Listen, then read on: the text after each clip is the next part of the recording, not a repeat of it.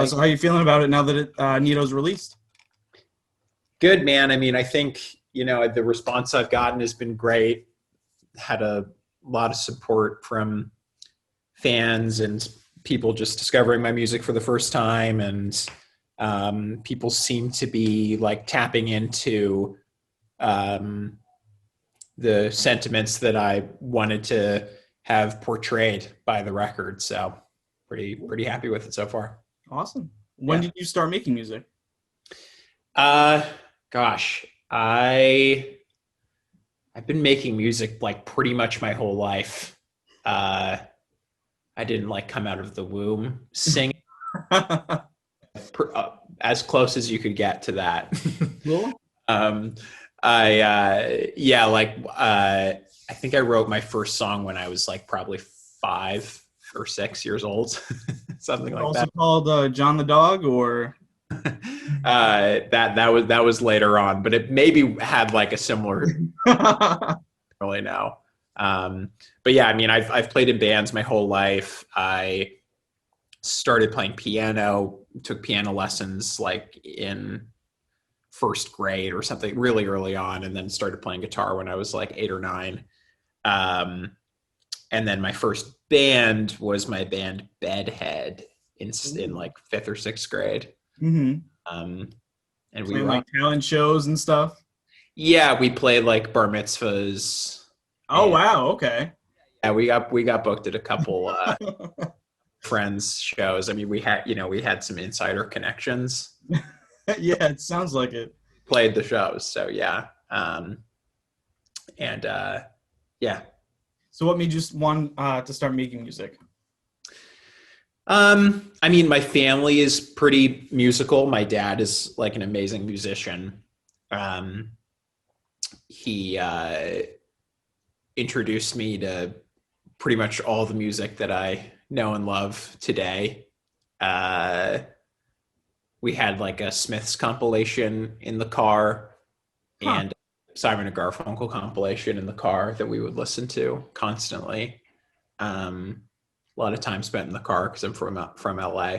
So um, yeah, it just felt natural. I think I also I remember, I had some sort of OCD tendencies like when I was a little kid, and hmm it would like make me feel better as if I like heard a noise or something outside, or like some melodic something like in the world in my head. I would like that would be the call, and then I do like a little response in my head. Like if I heard a car go like honk honk, like I would go like honk honk honk, like in Oh, my. okay. All right. Yep. So I think that like it was probably just, yeah, it's a psychological defect that I make music. Yes, that boils down to. Well, it sounds kind of artistic in that way that you hear that like one honk and then you're able to kind of put like a melody behind that at such a young age. That's kind of cool. Yeah, yeah. I think, I mean, it definitely like was a symptom of my anxiety as a little kid. Uh, but yeah, for sure. I mean, it definitely made it so that it was clear that I had something that would, help me curb my neuroses. hmm So you Yeah. mentioned you live in California now. Where did you live before? Well, I'm from Los Angeles, and I live here now. Oh, okay. But I lived on the East Coast for like a decade, almost. I went to school to college in the Northeast, and then moved to New York and lived there for like 4 years. Cool. So who are some of your musical inspirations? You mentioned Simon and Garfunkel, you mentioned the Smiths. So are there anyone else that you get your sound from? Um, yeah, definitely. Uh, I love Animal Collective, Panda Bear. I love like older country music like Loretta Lynn and Kitty Wells and Patsy Cline. I love a lot of like 50s and 60s bubblegum pop, mostly like female Okay. vocalist led, I would say, music from back then. Um, Yeah. I can't really, I'm having a trouble thinking of any other music that I listen to. I definitely listen to a lot of music Yeah, though. yeah. Uh, Well, you've been compared to Father John Misty, and I would say that your lyrics, or the way that you write, definitely reflect that. Do you listen to his music at all? to be honest, I haven't really like dug too deep into his stuff. Funnily enough, I went to a show of his at the Hollywood Bowl Oh, wow. Okay. ago, which was amazing. But I went with a friend who was like already a fan of his, and um, he's an unbelievably talented guy. I'm honored to be compared to him for sure. So you have a very unique singing voice. When did you learn to sing with such falsetto? I never really, I'm not trained uh, vocally or anything like that. I never took any vocal lessons. Or that's not true. I took like two or three to learn some like warm up techniques and stuff. Okay. So I don't, because I was like in college, I would, I've never really dealt, knock on wood, dealt with like hoarseness too extremely or anything like that. But I knew that if I kept like singing at the top of my lungs multiple days a week for like 2 hours, that I would damage my voice. Yeah. um, I just logically, I was like, I'm going to use some common sense here and like learn how to not hurt myself. Like so I took a couple lessons, but I don't know. I mean, I've always kind of like considered myself a guitar player, really, like by trade, so to speak, because that's what I like studied and took lessons in and like really practiced my whole life. The singing kind of came naturally and was just something that went along with the guitar playing. Okay. My dad is a great singer, so he was the one who sort of inspired me. Why he is a great singer. I know why he's alive.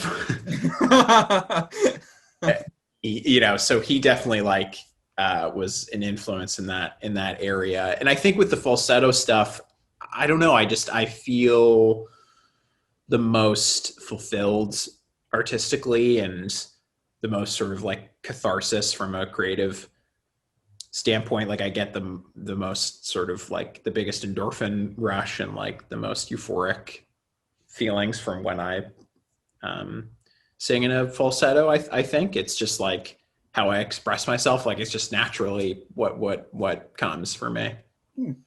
Yeah. It's interesting that you say that you haven't received a lot of musical training or sing training, because you go pretty high pitched at the end of Guy, and to be able to not only hit those notes but to hold them at the same time. I mean, Yeah. I can't do that. I mean, who doesn't want to hear that? Yeah, man. I don't know. I think like it just comes with practice, I guess, and um, I do a lot of singing in the car, harmonizing with myself in the car, or not with myself, harmonizing with stuff I'm listening to. Hmm. Um, I think that maybe is partially why as well. Like I maybe uh, like those higher notes. I'm able to do some of those because like I like singing like the third in harmony. Like so, and I listen to a lot of female singers. So if you want to sing like the higher harmony to a lot of that singing, like you've got to sing pretty high. Yeah. Um, so maybe that has something to do with it. I don't know. Yeah. So what is your personal favorite song from the new record? Gosh, it's funny. Like it kind of changes. Hmm. I've been sitting with these songs for so long now that like, yeah, I don't know. It's the I think that's probably a good sign that it changes like my preference. Like it was really hard to pick what would be the singles for the album. Yeah, there are a few of them. Yeah, like two or three, Yep. I guess, and like the but I, up until the very last moment, I was like questioning myself, being like, oh, is this the right one? Like, should it be this one or that one? So, I mean, I don't know. I think that like I'm, when I step back, I'm like, okay, wait, that means that like you're happy with how the album turned out, that like you think like any number of songs could have been the singles. Yep. So yeah, but to answer your question, I would say like right now, probably I like Nervous Cousin right now. Yep. That's a good That one. is feeling profound these So what days. makes you like that song? Uh, I mean, there's a lot to it, obviously.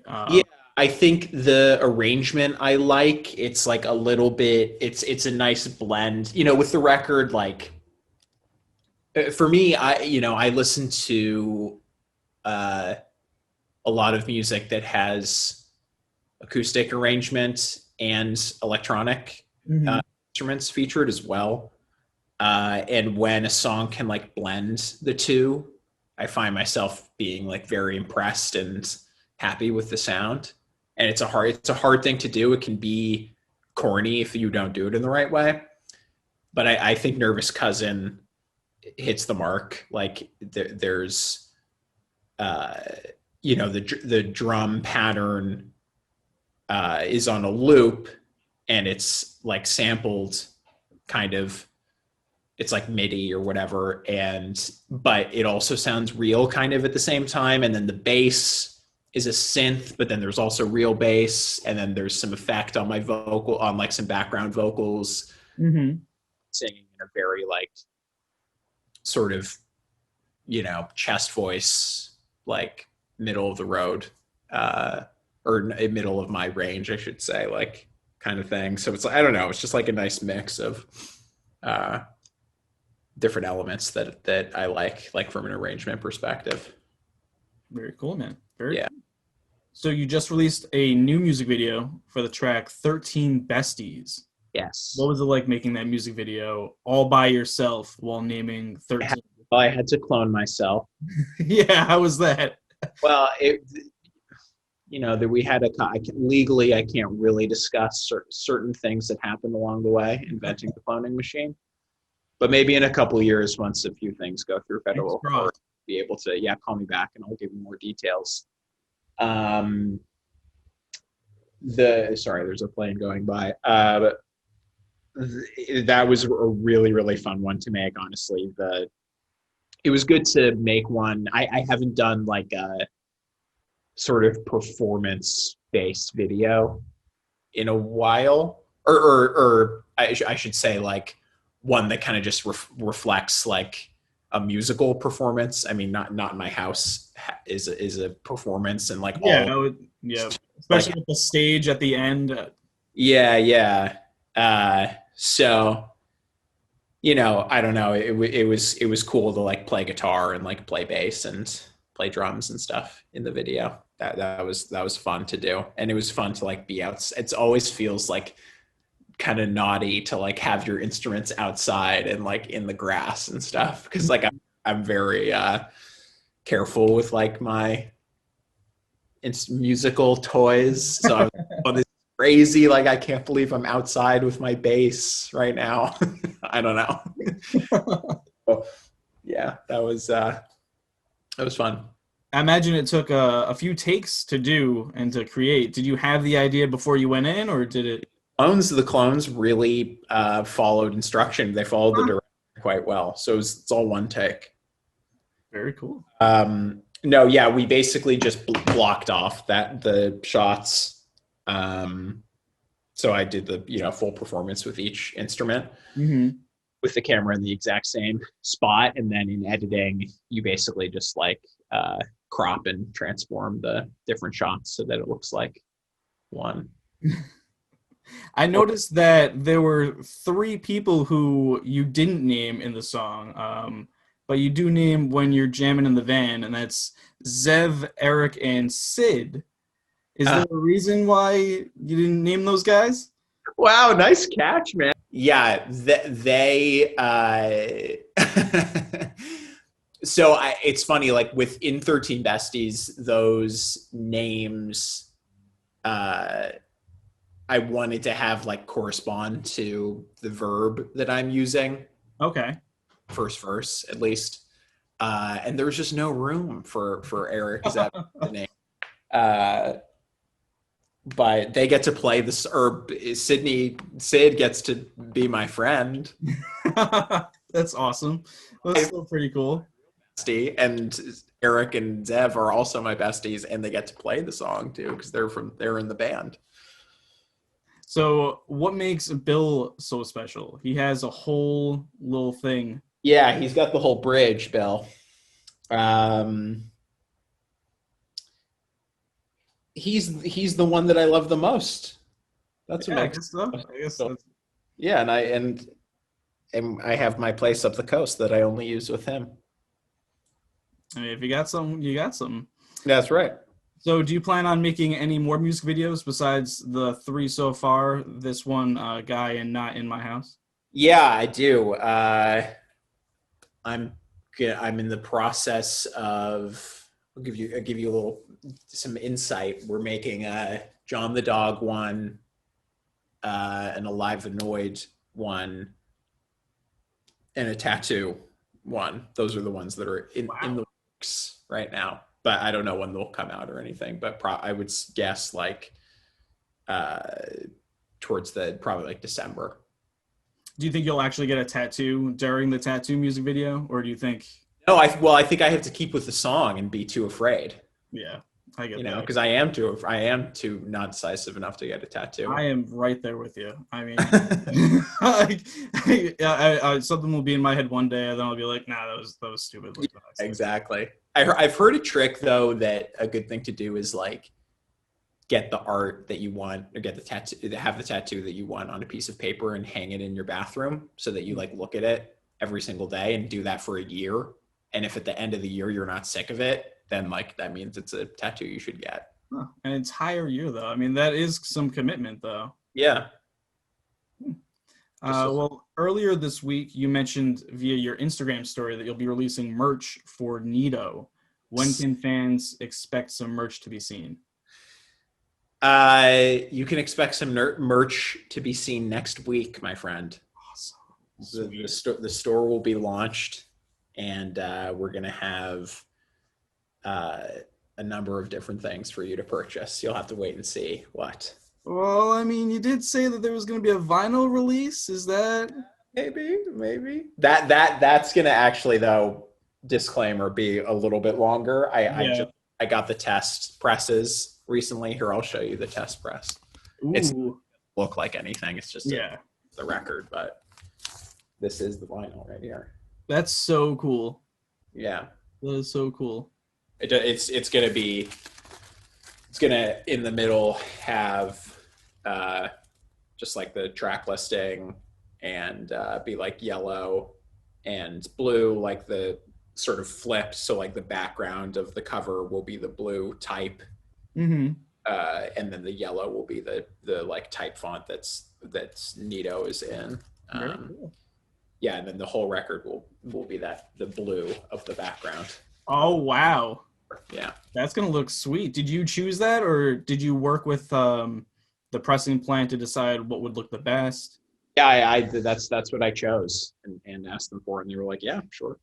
So, Awesome. You also mentioned that you worked on Nito for about a year and a half. What was the creation process like? um, it was unbelievably fun. That's what I'm really in it for, so to speak.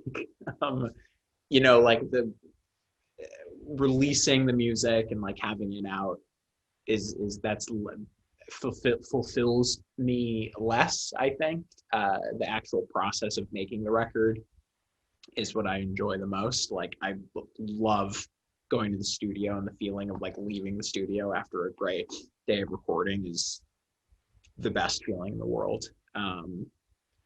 And I worked with my good friend and extremely talented producer Dylan Bostic,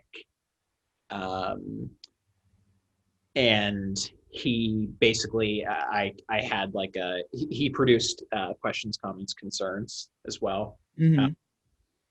and we just like established a really good rapport together. We went to college too, together, so we're buddies, and we had never really worked together creatively before, and we established a really nice flow working together on questions, comments, concerns. And then I was like, do you want to, I have a lot of other songs. If you want to make an album? And he was like, yeah, sure, definitely. So we just kind of locked ourselves in the studio for, whatever, 18 months ish, and came out with the record. I basically like had the demos of all of these songs with like the arrangements laid out for the most part, and then Dylan is like a engineering, tone, guitar mixer like whiz, so he helped bring those demos to life. He's just like a real master of getting the best out of every single sound. um so it was I'm lucky to work with him for sure. He's an extremely talented producer. Um, and we're really like on the same page. I feel like, I mean, I think he's like this with all the people he works with because he's just that talented. But uh, I'd be like, like, I feel like it kind of needs, and then he'd like finish my set. He'd be, like the bass needs more like high end or whatever. And I'd be like, yes, that's literally what I was gonna say. Like that happened every single day, pretty much. So it was a super super nice collaborative experience with Dylan. So I assume that you have a lot of other stuff in the vault as well. Do you think that you'll be working with him on your next project? Yeah, definitely. We've sort of have a few things in the works already. Um, and Dylan will definitely be the producer again on the next album for sure. How did you come up with the title for the album? Um, unfortunately, I don't really have a cool story about how the title came about. I'm always kind of thinking about album titles and like at sequence, the order of songs on albums. And Nito was just a word that I had floating around in my head for a long time, and I had wanted to name an album Nito for years. And then I finally made an album, and I was like, I want to name it Nito. But I don't know. I think that it has a old-fashioned uh, and innocent, but also sort of campy and funny feel to it. Uh, and there's something sort of like melancholy about it as well. Like it's sort of like something your grandpa would say. Uh, so that makes me think of like my dead grandpa. There's for how silly of a word it is, it actually like holds a lot of meaning. And I feel like that's in a weird way kind of like a metaphor for some of my music, because on the surface sometimes it's sort of obviously there's like a humorous element to it, but if you just Mm-hmm. like a little bit deeper, it's like, oh, there are other things going on here, Okay. more depth to Almost like a tongue-in-cheek kind of yeah, way. that's right. Yeah, it's like tongue in cheek, but like there's layers of seriousness and like introspection Mm-hmm. it as well. Well, speaking of tongue-in-cheek, on Football Now, you Mhm. mentioned how you don't want to listen to any genre of music. You just want to listen to Sirius XM.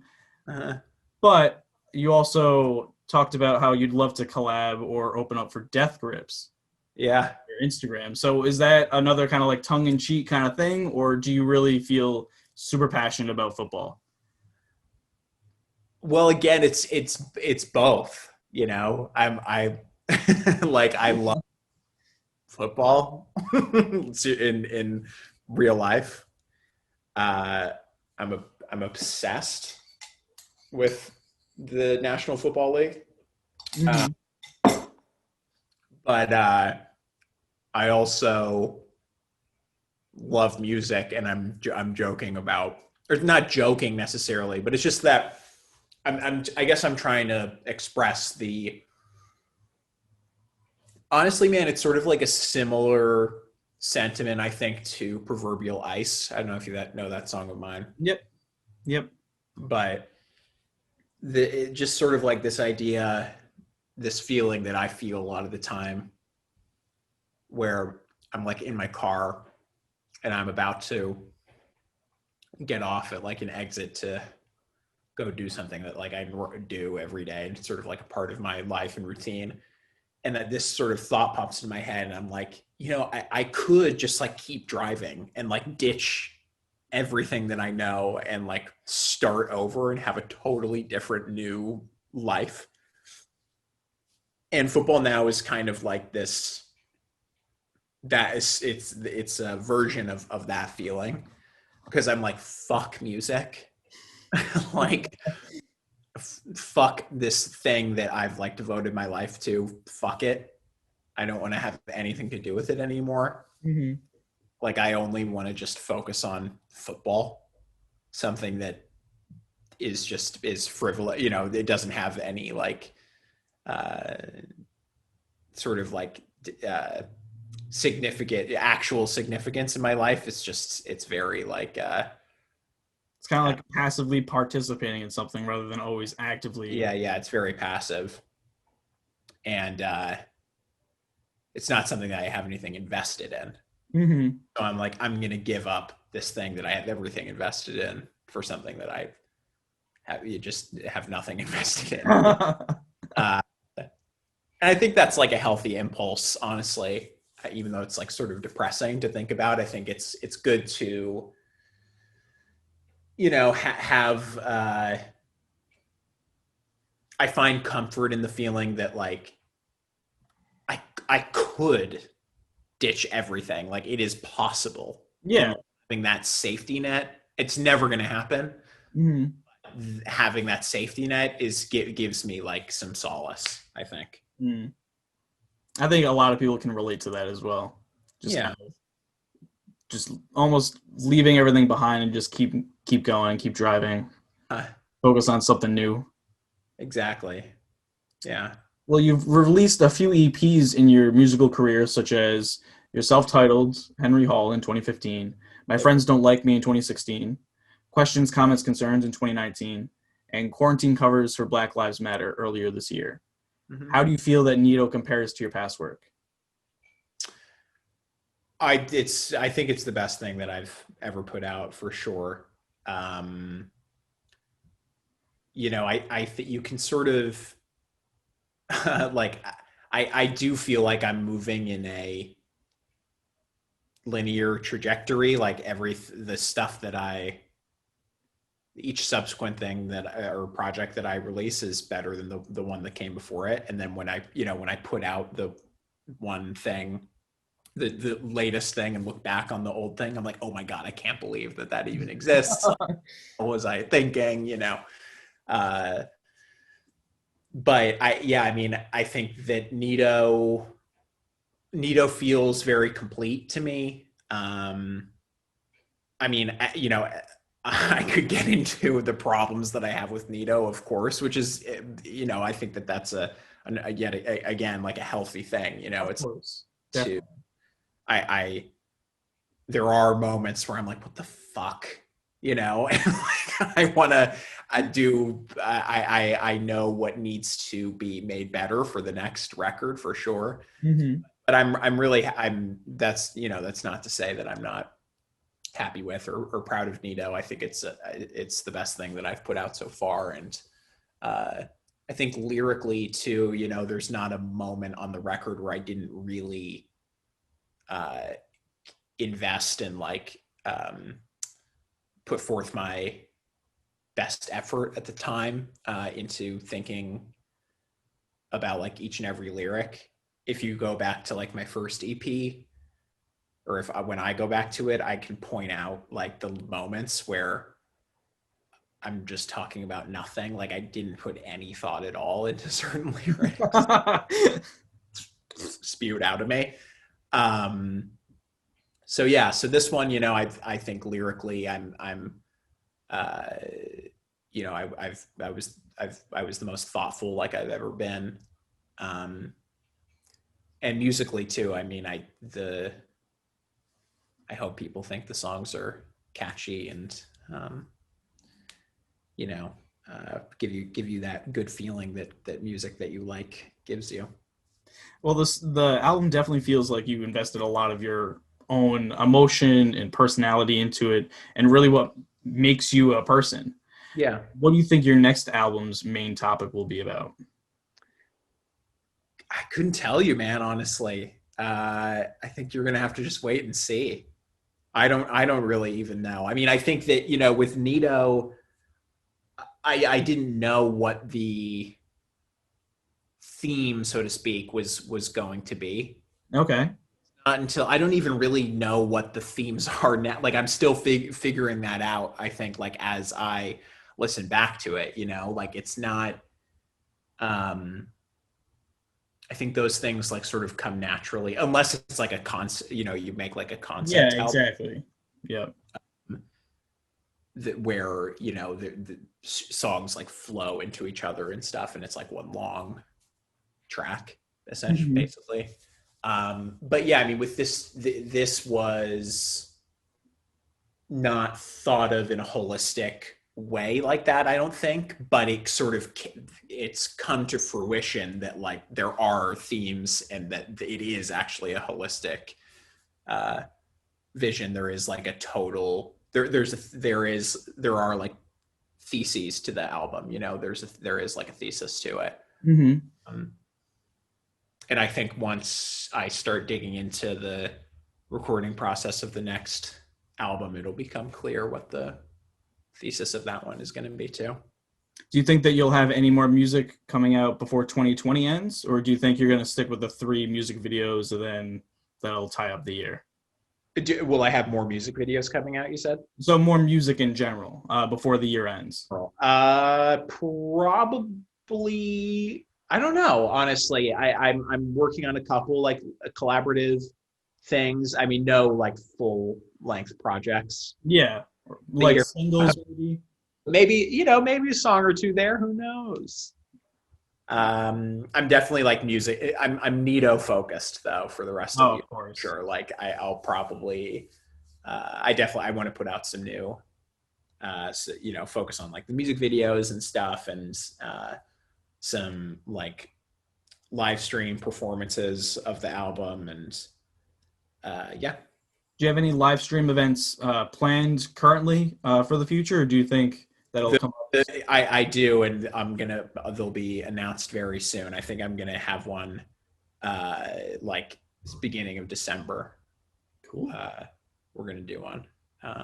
Like full band style, or kind of like acoustic, or It's gonna be sort of like a mix of all three. okay. Because I think like acoustic, little band, little like with stuff with tracks. Yeah, Hmm. yeah, Right. yeah. Well, we talked a lot about Jam in the Van, or we spoke about them earlier. What have been some of your favorite venues or events to play at? Ooh, I love the Bootleg Theater here in LA. That's like one of my favorite venues. Um, What makes it your favorite, or one of your favorites? the sound is excellent. The location is really great. Like it's a little bit like off the beaten path, but it makes it so that there's like a lot. It's the space is big for a club, for like a rock club. Hmm. Uh, and people are really nice and they like get really good acts. Like I love playing there, and I also go there to see music myself, like very frequently. Not right now, unfortunately, of course, but when things are back to normal, I'll be a regular at the Bootleg again. Cool. Do you think you're gonna put on a tour for the album at any point, or do you think that? I would love to. I mean, I don't have a plan to do that as of now. Yeah. But I definitely want to tour, but Mongolia only. Yeah, I can see Mongolia really Yeah, cool with the I Nito. I haven't checked the numbers, the streaming numbers in Mongolia, but I would assume they're really good. Yeah, I mean, how could they not be? How could they not be? Exactly.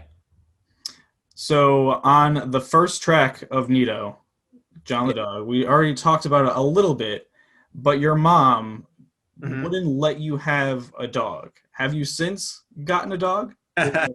Yeah, I did. We eventually got a dog, but it took a while. It took a while. Yeah, I did. I mean, my mom, she's just not really like a dog person, but I, as a little kid, I was like, I want a dog so badly. Like, I wanted nothing more than a dog. Obviously, Mhm.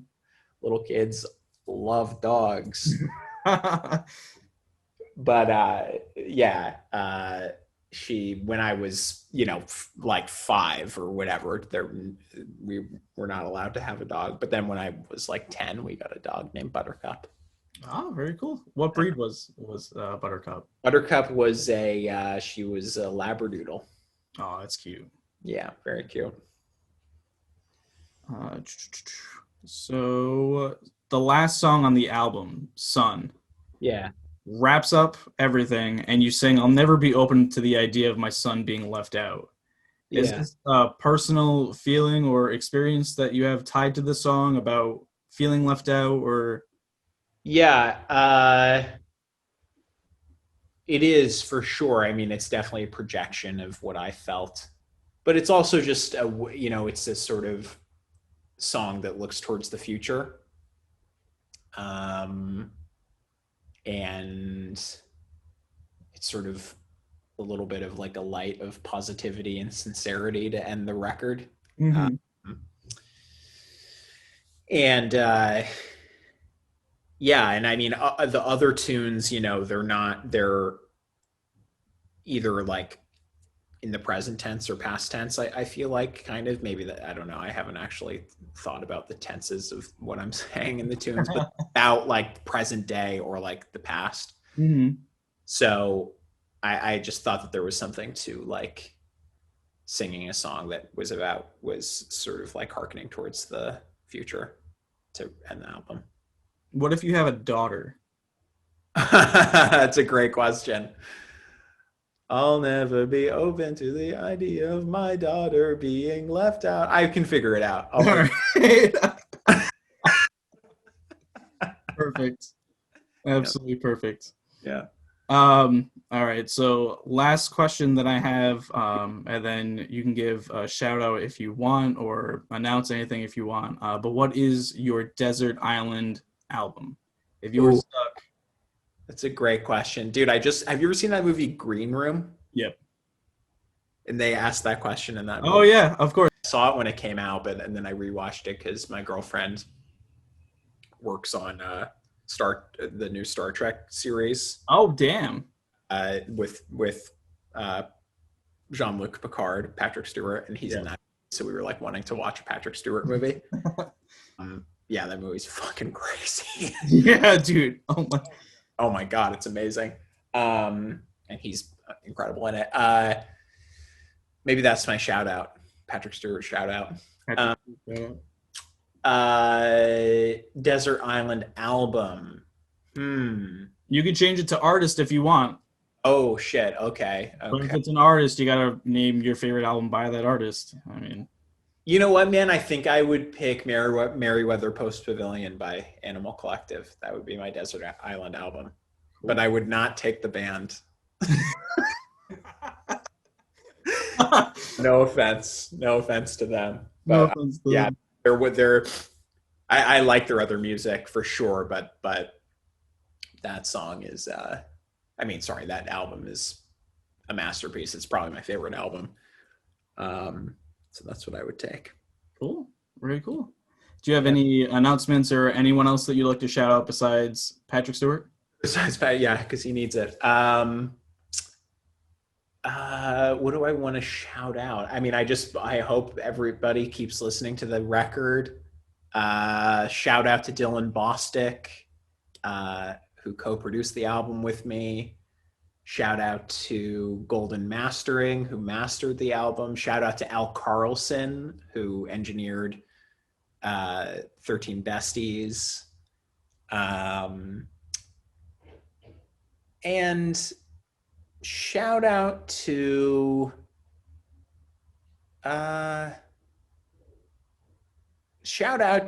MC Ride of Death Grips. There we go. All right. Not in my house.